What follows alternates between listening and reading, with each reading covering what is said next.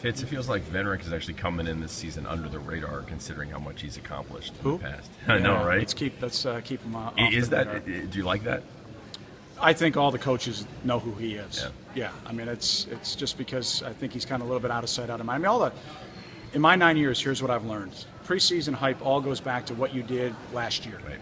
And, a year ago at this time, all we talked about was last year and our success. And right now, all we talk about is obviously that we didn't achieve what we expect to achieve. So with that being said, Venrick's one of those cases. He obviously didn't play a lot last year. And so I think that's why he's fallen under the radar from a standpoint, from a media perspective. But I think from a player perspective within the conference, I think every coach knows exactly who he is. And we're excited to have him back. And I think what we were able to do a year ago was then add to our depth. Right. And that's one position I think we're really solid from a depth standpoint. And I look forward to watching that competition to see who's going to try to steal some reps from him. What is Venrick's current condition? Yeah, he'll be ready to go on Monday.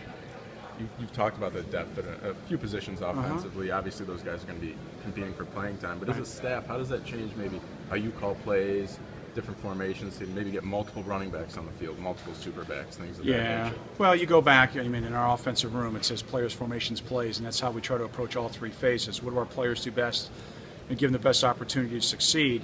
A year ago, I don't think as I evaluated our staff, I didn't think it was fair to evaluate them based on some of the guys that we had out there from a standpoint that, that was your best coaching job or your worst coaching job, just because how could you have anticipated what we went through? That's not an excuse, but now I think we've learned a lot through that experience. And I also think the guys that played last year for the first time and that were out there in the heat of the moment, and some of the great plays we made and some of the plays we left on the table that cost us some games, to me that comes back down to coaching, and we just didn't do a good enough job preparing those guys. So I think a byproduct of a year ago is we're much more experienced. Even though some guys might not have been starters, they still had significant experience, and I think that's hopefully going to really help us. Coach,